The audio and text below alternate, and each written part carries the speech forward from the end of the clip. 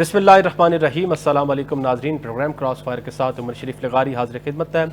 नाजरीन करामी, कुछ बैनुल-अक़वामी सतह पर डेवलपमेंट हो रही हैं, ख़ास तौर पे जिस तरीके से एक अलार्मिंग सिचुएशन ईरान और यूनाइटेड स्टेट्स ऑफ अमेरिका के दरमियान रखी हुई थी। बहुत सारी चीज़ें आपने डोनाल्ड ट्रंप के बयानात से वो आपको वाज़ेह हुई होंगी। उसके बाद वज़ीर आज़म शहबाज शरीफ और ईरानी सदर मसूद पेज़ेश्कियान के दरमियान जो टेलीफोनिक रब्ता हुआ है, जिसमें बदलती हुई इलाकाई सूरत हाल और अमन सलामती और ख़ित्ते में इस्तेहकाम पर जो तफसीली तबादला ख्याल हुआ है, उसके क्या रिपरकशंस होंगे, इम्पैक्ट क्या पड़ेगा, इस हवाले से बहुत बड़ा सवालिया निशान है। इस हवाले से गुफ्तगू करेंगे प्रोग्राम के पहले चंक में। और दूसरी जानिब अमरीका और ईरान के दरमियान बढ़ती हुई जो कशीदगी है, वो आलमी सतह पर तशवीश का बायस बनती जा रही है।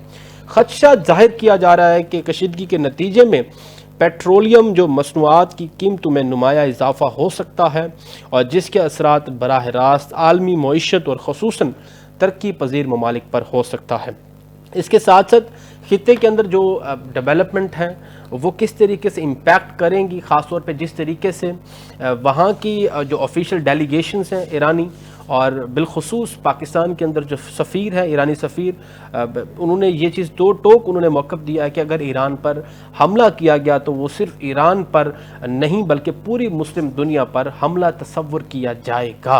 उसके साथ साथ बलूचिस्तान के अंदर जो डेवलपमेंट हुई है, हमारी सिक्योरिटी फोर्सेस को बहुत बड़ी कामयाबी मिली है। बलूचिस्तान में सिक्योरिटी फोर्सेस की फितना हिंदुस्तान के ख़िलाफ़ जो कार्रवाइयाँ और ऑपरेशन हुई है, उसके रिज़ल्ट में तकरीबन 41 दहशतगर्द जो हैं वो जहन्नुम उनको वासिल कर दिया गया है।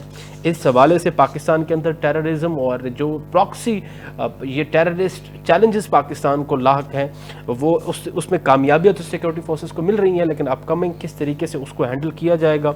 और थर्डली जो प्रॉब्लम इस वक्त वफाक के अंदर है, वो देखें बड़ा एक मामला गर्म हुआ है। पाकिस्तान तहरीक इंसाफ के बानी इमरान खान की सेहत के हवाले से जो रूमर्स फैल रहे हैं, उसके बाद क्या इम्पैक्ट होगा उसका, और ख़ास तौर पे जिस तरीके से सुहेल अफरीदी साहब और तमाम लीडरशिप पाकिस्तान तहरीक इंसाफ की आज सुप्रीम कोर्ट के बाहर बैठ के उन्होंने जो एहतजाज रिकॉर्ड कराया है, वो अपकमिंग क्या होगा, इस हवाले से भी गुफ्तगू करेंगे। मैं प्रोग्राम में हमारे पहले चंक में जनाब अब्दुल्ला हमीद गुल साहब हैं। Sir Abdullah sahab, very warm welcome to the programme. Sir, starting with the issue of Iran and America, सबसे पहले तो मुझे ज़रा सर काइंडली बताइएगा कि क्या वज़ीर आज़म शहबाज शरीफ और ईरानी सदर के राब्ते को क्या आप समझते हैं कि खित्ते में मुमकिन जो जंग है रोकने की एक संजीदा सफारती कोशिश है? सर बहुत बहुत शुक्रिया जी। मेरे ख्याल में ईरानी सदर के मुख्तलिफ ममालिक के साथ रवाबित हैं जी, और उन्होंने माजी में भी किए, और इसी तरीके से अब्बास अरागची जो कि उनके वजीर खारजा हैं, उनकी भी एफर्ट्स हैं। इसी तरीके से IRGC को, जो इस तरीके से यूरोपियन यूनियन की जानिब से एक इदारे को, जो कि एक मुल्की सलामती का इदारा है, उसको दहशतगर्द करार देना यकीनन मेरे ख्याल में ये बहुत ही तशवीशनाक बात है, जिसको ईरान ने सख्ती से जो है वो मुस्तरद किया है। ठीक है। दूसरी जानिब जो है वो आप देखें कि वजीर आज़म शहबाज शरीफ साहब से जब उनकी बातचीत होती है, जी, तो जाहिर है ये कोई गपशप लगाने के लिए तो किया नहीं जाता, और ये कहा जाता है कि कोई दरमियान में मीडिएशन करके मामलात को जो है वो बेहतर किया जाए।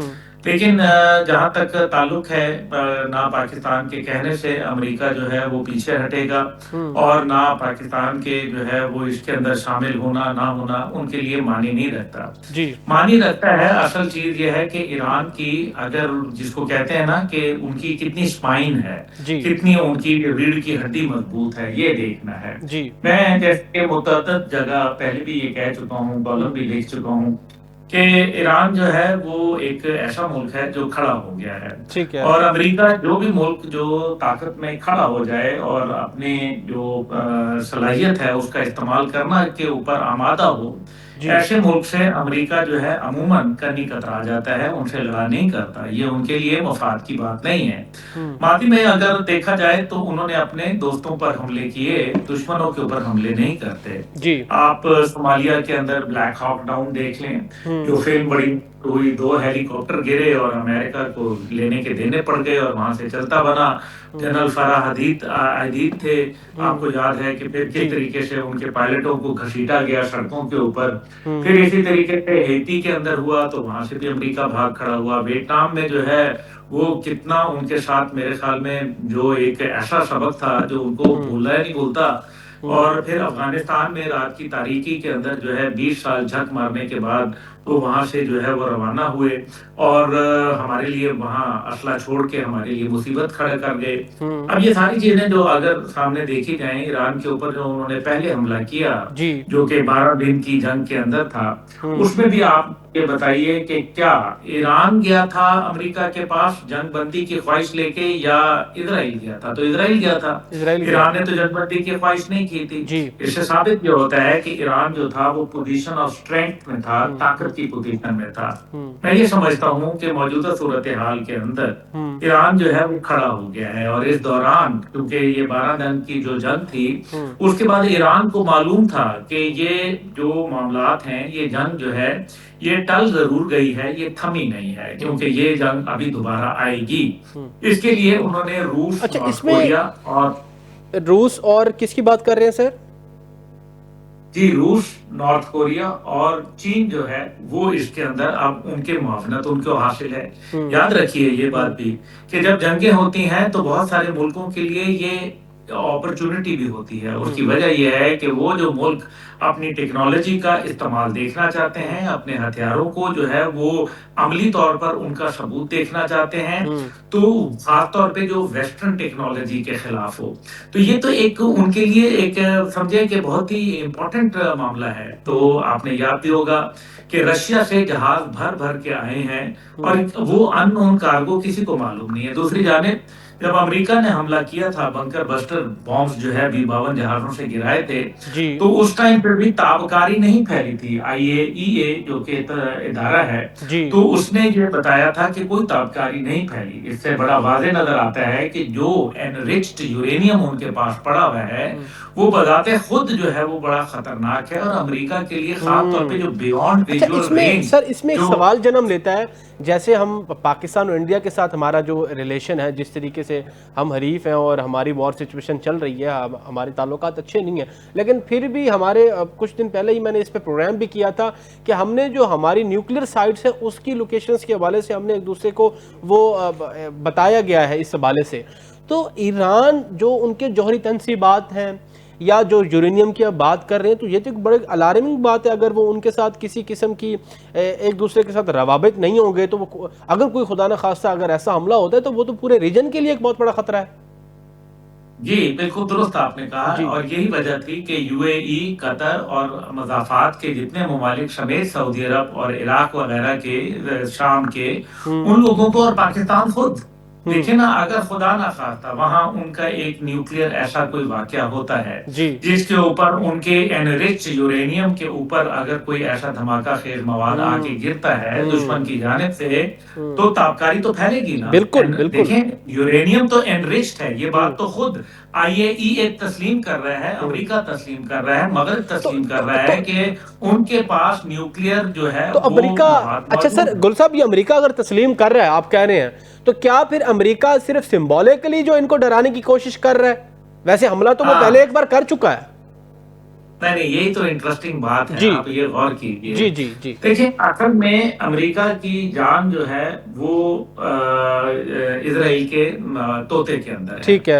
अब तोता जो है वो फंस गया हुआ है। नेतन्याहू जो कि उनके दामाद का यारे गार है और जब अमेरिका जाता है तो उसके बेडरूम में ठहरता है, आप इससे अंदाजा कर लें। अब नेतन्याहू जो है वो इंटरनेशनल कोर्ट ऑफ जस्टिस से उसको बाकायदा दहशतगर्द करार दे दिया गया है और इस टाइम पे उसकी जमहूरियत की जो पोजीशन है वो तो है ही नहीं उसकी, क्योंकि वो तो इमरजेंसी पावर पे चल रहा है और अगर इमरजेंसी पावर्स के ऊपर चल रहा है तो जो इलेक्शन है वो तो सर पे खड़े हुए हैं और उसके ऊपर करप्शन के मुकदमात हैं, जिसके लिए खुद डोनाल्ड ट्रंप जब कनेक्टेड से खिताब किया इजरायली पार्लियामेंट से, तो उन्होंने वहां के इजरायली सदर से कहा कि आप इसके जो है वो इसको माफ कर दें, तो उन्होंने कहा मैं नहीं माफ कर सकता, अदालत करेगी और अदालत से माफी का कोई उम्मीद नजर नहीं आ रही।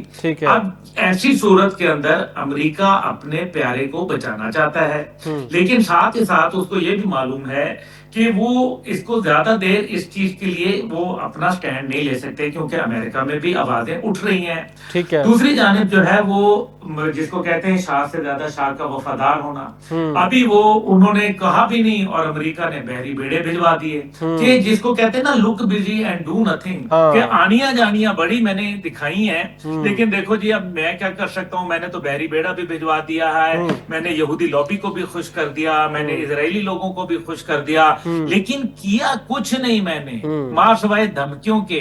क्योंकि जो इस टाइम पे उनका जो पहाड़ी सिलसिला है जो कि तुर्किया से लेके आबनाए हुर्मुज तक चलता है, ठीक है, वो उसके ऊपर तकरीबन ये 2000 किलोमीटर का सिलसिला है। और उसमें जो आपने सुरंगें देखी जिनके अंदर बाकायदा इतनी बड़ी सुरंगें हैं कि उनमें कश्तियां खड़ी हुई हैं बाबा। अच्छा, उनकी जो स्पेशल बोट्स हैं वो खड़ी हुई हैं, उनके ऊपर ये स्पेशल मिसाइल्स हैं जो बियॉन्ड विजुअल रेंज चलते हैं और ये डेथ हैं एक एयरक्राफ्ट कैरियर के लिए। तो इसमें अगर यूएसएस एब्राहम गुल साहब इसमें क्या मुझे इसमें मेरी तशरीह कीजिएगा, क्या ये मैं गलत हूं, क्या इसमें मैं ठीक हूं कि जिस तरीके इजराइल हमास को डिसआर्म करने में नाकाम है अभी तक, तो अफगानिस्तान सॉरी अमेरिका के लिए चैलेंजिंग होगा ये सारी सुरंगों की जिस तरीके से आप बात कर रहे हैं ईरान? देखिए कोई कितना ही बड़ा क्यों ना हो जाए, याद रखिए कि जो 100 सुनार की एक लाहौर की सब अपनी जगह होती है, लेकिन मकसद यहाँ यह है कि ईरान खड़ा हो गया है और अमेरिका के 21 अड्डे हैं, इसके अंदर तकरीबन आधे से ज्यादा अड्डे जो हैं वो फिक्स्ड हैं, जो कुवैत के अंदर हैं, बहरीन के अंदर हैं, कतर के अंदर हैं, यूएई के अंदर हैं, सऊदी अरब में हैं, ये तमाम और जॉर्डन के अंदर हैं। ये तमाम अड्डे जो हैं वो इस्लामी ममालिक में हैं और सऊदी ईरान ने कहा है कि अगर हम पर हमला हुआ तो हम इन अड्डों को नहीं छोड़ेंगे और फिर उन ममालिक को भी निशाना बनाएंगे। इसके ऊपर वो ममालिक जो हैं वो तो बर्दाश्त नहीं कर सकते ना जंग, उनकी तो मईशत का धड़न तख्ता हो जाएगा। दूसरी जानिब जो है अब इसीलिए सऊदी अरब की जानिब से, यूएई की जानिब से, दीगर ममालिक की जानिब से ये कहा जा रहा है कि जनाब मेहरबानी करो, हमारी जमीन और हमारी फिजा तुम नहीं इस्तेमाल करोगे ईरान के खिलाफ। इसी वजह से उन्होंने बहरी बेड़ा भिजवाया है ताकि जी बहरी बेड़े से जो है वो हम हमला करेंगे। लेकिन आप हमला करेंगे खुदा न खास्ता ताबकारी फैली, नंबर 1। नंबर 2 ये है कि आप देखें कि जो उन्होंने अवामी तौर पर अनरेस्ट पैदा करने की कोशिश की थी, एक वहां इनकलाबी कैफियत पैदा करने की कोशिश, वो तो हो गई ठुस। और अवाम जो है जब भी ईरान के अंदर ये हुआ है, क्योंकि ईरान हमेशा इस्लाम आने से पहले भी एक कौम थी और वो बहादुर कौम है, खड़ी हो जाती है। अगर वो दोबारा अमेरिका के अच्छा, जहां आप ये कह रहे हैं कि जहां आप ये कह रहे हैं गुल साहब के वहां की आवाम जो है वो खड़ी हो जाती है, बड़ी बहादुर आवाम है, तो रिसेंटली जो मुजाहरे हुए हैं उसके पीछे क्या साजिश थी, उसके पीछे वजह क्या था? मैं आपको अगर बताऊं तो ये जो है ईरानी सफ़ीर हमारे, उन्होंने ये बताया है कि तकरीबन 3100 से 3117 अफराद जा भाग हुए और 690 दहशतगर्द जो है वो उनको मारा है। सर जी पहले भी जो वो खातून थी ना, उसका मुझे जहन से नाम निकल गया, हिजाब वाले केस पे 2022 में, तो उस टाइम पे भी कोई 530 हलाकतें जो हैं वो रिकॉर्ड पे लाई गई थी इंटरनेशनल जो मुतबद जराए हैं उनके जरिए। और ये बिल्कुल एक साजिश की गई थी, इसमें कोई दूसरी राय नहीं है। इसमें 3 किस्म के लोग थे। एक वो थे जो मुनाफिकीन थे, जो किसी भी तरफ हवा चलती है तो वहां चले जाते हैं। जो जिन लोगों को हिरासत में ले गया गुल साहब और उनको फांसी देने की बात कीजिए कि एग्जीक्यूशन की बात की गई, एग्जीक्यूट करने की उनको, तो उसमें यही अमेरिकन को डर था, ट्रंप को डर था कि वो हमारे बंदे ना उनमें उनको एग्जीक्यूट किया गया, इस वजह से वो कहते थे कि उनको ना फांसी दी जाए। जी बिल्कुल, उसके अंदर एक एलिमेंट ये भी था, लेकिन वो एक चाल थी। वो अमेरिका कह रहा था, उनको मालूम था कि जो है ईरान उनको फांसियां देगा क्योंकि उनका माजी का ट्रैक रिकॉर्ड यही रहा। लेकिन उनकी तो तदबीरें तब उल्टी हो गई जब ईरान ने कहा मौखर कर दी फांसी का सिस्टम। अब जब वो मौखर कर दिया तो अब अमेरिका के पास कोई एक लीगल मॉरल जस्टिफिकेशन कोई मौजूद नहीं है। देखें, जो वेनेजुएला के अंदर हुआ वो घर के भेदी ने लंका ढाई थी, उनका आर्मी चीफ जो है वो मिल गया था। ये बात तो अब मतलब खुली है ना बात। तो लेकिन ईरान के अंदर ऐसा सिलसिला नहीं है। और दूसरी बात यह है कि वो लड़ने के लिए तैयार हो गए हैं। उनका जो मिसाइल सिस्टम है वो किसी भी दुनिया के पास, जो हमारे पास भी है अल्हम्दुलिल्लाह, हाइपरसोनिक मिसाइल। अब जो हाइपरसोनिक मिसाइल है, आप ये मार्क 5 की स्पीड से और इसी तरह से 11,000 किलोमीटर से लेके 21,000 किलोमीटर जो है वो ये सफर तय करते हैं, जो कि किसी भी दुनिया के डिफेंस सिस्टम के लिए इंटरसेप्ट करना नामुमकिन है। अमेरिका के पास, इजराइल के पास इसका तोड़ नहीं है। दूसरी जानिब ईरान ने यह कहा है कि अगर तुम हम पर हमला करोगे, और दो कि उन्होंने इंटरकॉन्टिनेंटल बैलिस्टिक मिसाइल का अभी तजुर्बा किया, बैनुल बर्रे आजमी मिसाइल का, लेकिन आप कह लें कि चलें जी वो तो अमेरिका इंटरसेप्ट कर लेगा, लेकिन इजराइल को वो नहीं बचा सकेगा। और अगर इजराइल के ऊपर रॉकेटों की बारिश हो गई, जो कि निशाने इस बार उनके चुन चुन के लग रहे हैं। आप ये देखें कि जो शुरू में जंग के पहले 3-4 दिन जो थे वो निशाने नहीं लग रहे थे, और आयरन डोम और उनका जो डेविड स्लिंग सिस्टम था, जो दिफाई मैकेनिज्म था इजराइल का, वो उसको प्रोटेक्ट कर रहा था। लेकिन फिर हाइपरसोनिक जब गिरना शुरू हुए तो वो भी नाकाम हो गया, बिल्कुल नाकाम। और ये सिस्टम अमेरिका ने दिए में, तो इसका मतलब है कि अगर अमेरिका के ये सिस्टम इजराइल को नहीं बचा सके, तो यूएसएस अब्राहम लिंकन, जो उनका इतना बड़ा जो हाथी समुद्र में खड़ा हुआ है, वो आपका क्या ख्याल है, बच जाएगा मिसाइल से? बिल्कुल, ये बहुत बड़ी अलार्मिंग बात है। और जितना अगर फर्क करें, यूएसएस अब्राहम लिंकन को उन्होंने डबो दिया, जिस तरह से माजी के अंदर शेफील्ड, जो बर्तानिया का जहाज था, HMS शेफील्ड, उसको ऑकलैंड, वो जो फॉकलैंड की वॉर थी उसके अंदर अर्जेंटीना ने डुबो दिया था। तो अगर ये डूब गया तो फिर अमेरिका की जो रईस इज्जत है ना, वो दुनिया के अंदर ऐसे नीलाम होगी, और इसका जश्न जो है वो यूरोप मनाएगा। ठीक है, यूरोप मनाएगा जश्न, बिल्कुल। और मैं इसकी पूरी कोशिश में है, क्योंकि गुल साहब, अमेरिका ने जो है वो, ट्रंप ने वो अपने इत्तेहादियों को खबरदार कर दिया है कि चीन और रशिया के साथ जो है वो कनाडा और बरतानिया जो है वो मुकम्मल तरीके से वो अपना ट्रेड कर रहे हैं। वो कह रहे हैं ये हमारे लिए बहुत बड़ी अलार्मिंग सिचुएशन है। लेकिन मेरा सवाल ये है कि सर, एक एस्पेक्ट तो आपने बता दिया, सारा जो वॉर सिचुएशन में कंडीशन है या तवाज़ुन है अमेरिका का और ईरान का। दूसरी जानिब अगर अमेरिका और ईरान के दरमियान कशीदगी बढ़ती है, तो मुझे सर ये बताएं कि जो हम बात कर रहे हैं मसनूआत की, पेट्रोलियम मसनूआत की बात कर रहे हैं, आपने गोल्ड की जो है वो प्राइस देखी होगी, किस तरीके से वो डेली बेसिस पे सिल्वर जो है वो इंक्रीज हो रहा है। तो ये खित्ते के लिए कितना चैलेंजिंग होगा सर? जी देखें, जहां तक आपको पता है, जंग जब होती है तो पूरी दुनिया उससे मुतासिर हो जाती है, ये नहीं है। और फिर ये आबनाए हुर्मुज जो है, ये पूरे गल्फ का, यानी कि पूरे जो अरब ममालिक हैं, उनका तेल जो है वो दुनिया का तकरीबन जो आधा ट्रेड है वो इस रूट से हो रहा है, तेल का। आप मुझे बताएं कि अगर ये हो गया तो फिर तो ऑयल प्राइसेस कहाँ की कहाँ चली जाएंगी। मादी की गल्फ वॉर आपको याद होगी, ऑपरेशन डेजर्ट स्टॉर्म आपको याद होगा, फिर उसके नताइज क्या निकले, लोगों ने भुगता, और पूरी दुनिया का जो बिजनेस था वो कोलैप्स हो गया। इसलिए दुनिया अमेरिका को इस किस्म के कोई पागलपना, इस किस्म का एडवेंचरिज्म जो है उसकी इजाजत नहीं देगी। पहली बात यह है कि अमेरिका, अब उसके पास ऑप्शंस क्या हैं? अमेरिका के पास ऑप्शन 1 ये है कि वो मुहासरा करे, मुहासरा करके वहां अपने शिप्स खड़ा रखे, और वहां अंदर फिर एक दफा, जिस तरह मार्को रूबियो ने कहा कि एक दफा पब्लिक अनरेस्ट दोबारा जो है वो मुमकिन हो सकता है। ऐसी सूरत के अंदर जो है वो ये है कि अमेरिकन मुहासरा होगा, पब्लिक अनरेस्ट होगा, रिजीम चेंज जो है वो शायद वहां मुमकिन बना ले अपने लिए। ठीक है सर, लेकिन ठीक है, हाँ, ये एक ऑप्शन है। दूसरा ये है कि लिमिटेड स्ट्राइक ऑप्शन है, यानी कि सहरा में ईरान का, क्योंकि लक्को दक के इलाका है, किसी एक जगह गिरा के कह दिया कि जनाब हम देखो हमने बदला ले लिया। हाँ। ये मतलब इस किस्म के काम भी हो सकते हैं इजराइल को खुश करने के लिए। ठीक है, ठीक है। अच्छा, जहां हम ईरान और जो है वो बैनुल अक़वामी सतह की सारी डेवलपमेंट के हवाले से बात कर रहे थे, मैं इंट्रो में बता रहा था, जैसे सर ज़िला हरनाई में और पंजगोर में जो है वो पाकिस्तान की सिक्योरिटी फोर्सेस की जानिब से हमारी जो है वो कामयाबियाँ देखने को मिली हैं। 41 से ज़ायद जो है दहशतगर्द जहन्नुम हासिल कर दिए गए हैं, जिनकी रिलेशन जो है वो हमारी जो दुश्मन मुल्क है इंडिया से ही है। इसको किस नज़र से देखते हैं सर? देखिए, इंटेलिजेंस बेस्ड ऑपरेशन है। अभी कर्नल साहब की शहादत हुई, बड़े अफसोस की बात है। और बिल्कुल। जाहिर है फिर अफवाज पाकिस्तान ने उसका जो एक सिलसिला था वो तो करना था, उसको चेक करना था कि ये कहाँ से कर्नल साहब के ऊपर जो है, हुँ, जो कि 12 कोर के थे, उनके हाँ, ऊपर जिस तरीके से अटैक किया गया, बड़ा ही अफसोसनाक वाकया है। जी, उनकी फैमिली से ताज़ियत भी पेश करते हैं, हमारे हीरो थे। बिल्कुल। दूसरी जानिब जो है वो पंजगूर का इलाका है हुँ, जो ईरान के साथ मुल्हिका है। जी, हमें ये भी मालूम है कि यहाँ से बहुत सारे दहशतगर्द अफगानिस्तान से जो है वो मुख्तलिफ इलाके में आते हैं। हुँ, बलूचिस्तान 44% है, पाकिस्तान का बहुत बड़ा इलाका है हुँ, बलूचिस्तान।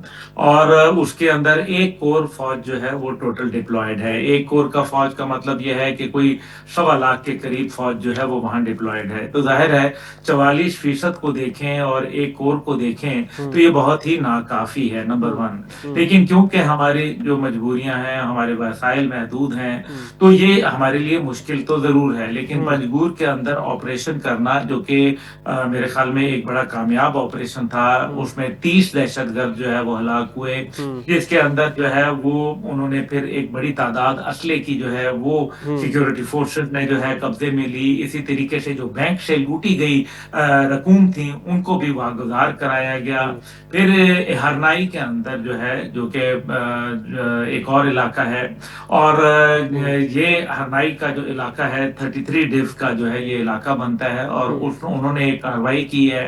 जी, और मेरे ख्याल है कि उसमें 11 दहशतगर्द जो है अभी तक जो है इतलात के मुताबिक जहन्नम वासिल हुए हैं। हुँ, 29 फरवरी जनवरी को ये कार्रवाई अमल में लाई बिल्कुल। गई। हुँ, कामयाब इंटेलिजेंस बेस्ड ऑपरेशन था, कोई शक व शुबा नहीं है। हुँ, इसके अंदर जो है वो मुश्किल भी था।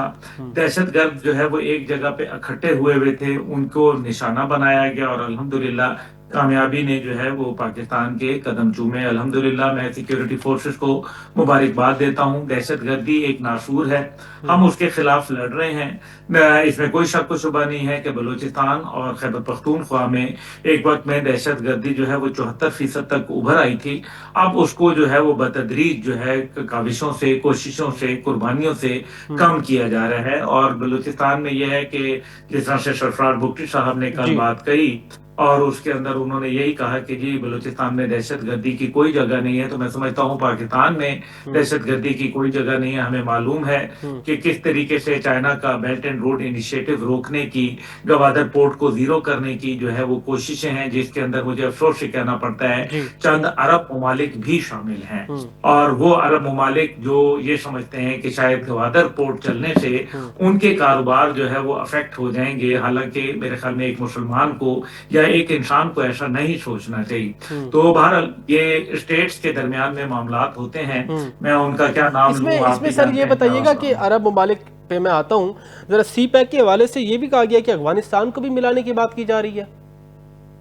जी, बेल्ट एंड रोड इनिशिएटिव जो है हुँ, उसको अफगानिस्तान के बगैर वो मुमकिन नहीं है, क्योंकि सेंट्रल एशिया तक अगर आपने एक्सेस हुँ, करनी है, हुँ, या सेंट्रल एशिया हुँ, बियॉन्ड एक्सेस करनी है, हुँ, रशिया जाना है, हुँ, आपने जो है वो ईस्टर्न यूरोप जाना है, जी, तो उसको बगैर आप मिलाए जो है मुमकिन नहीं है हुँ, अफगानिस्तान। और यही वजह है हुँ, कि अफगानिस्तान में अनरेस्ट है। हुँ, और यही वजह है कि अफगानिस्तान के हवाले से दहशतगर्द ईटीआईएम जो तंजीम है, जी, वो अभी ताजिकिस्तान के अंदर जो वाखान कॉरिडोर उस तरफ का मौजूद है तो वो वहाँ कोई ना कोई ऐसी कार्रवाइयां करना चाहते हैं। अभी हुँ, चीनी बाशिंदों को निशाना बनाया गया हुँ, वहाँ।